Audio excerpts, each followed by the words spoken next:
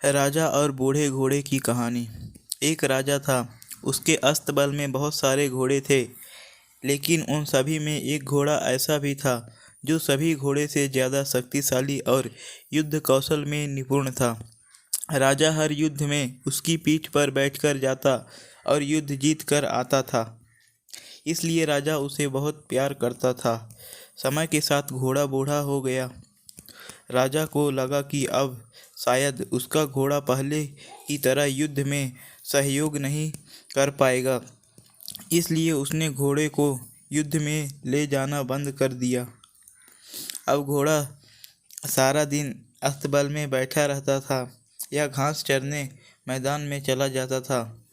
एक दिन घोड़ा कहीं दूर निकल गया और रास्ते में आते समय एक नदी मिली। नदी में कीचड़ था। घोड़े को लगा कि वह आसानी से नदी पार कर लेगा, किंतु जैसे ही उसने नदी पार करने का प्रयास किया, वह कीचड़ में फंस गया।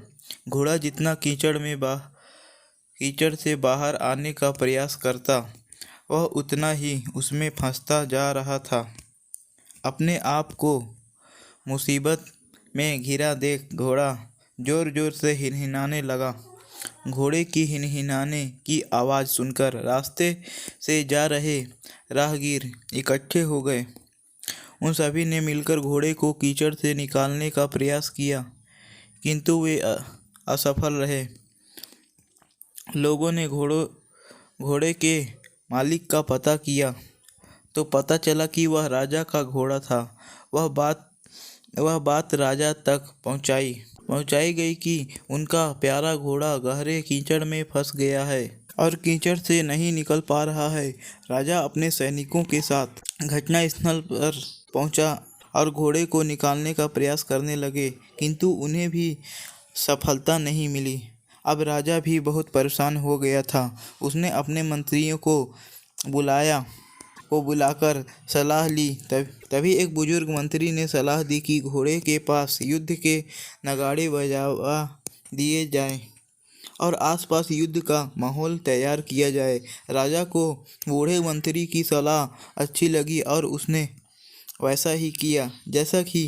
जैसे ही नगाड़े बजे, तलवारों की ढालों की आवाज़ गूंजी, वैसे ही बूढ़े घोड़े में मानो फिर से जवानी आ गई और मानो उसकी नसों में खून का संचार कई गुना बढ़ गया हो। वह धीरे धीरे उठ खड़ा हुआ और जोर से हिनहिनाते हुए चमत्कारी रूप से एक झटके में कीचड़ से बाहर आ गया। राजा ने बूढ़े मंत्री से पूछा, ये चमत्कार कैसे हुआ? मंत्री ने उत्तर दिया, ये घोड़ा बूढ़ा जरूर हो गया है, लेकिन जब इससे काम नहीं लिया गया तो इसके अंदर का उत्साह और आत्मविश्वास खत्म हो गया था, और आज फिर से वही माहौल मिला तो उसमें उत्साह का संचार हुआ और ताकत लौट आई। राजा को भी सारी बात समझ में आ गई और उसने अपने वीर घोड़े को फिर से काम पर रख लिया। शिक्षा।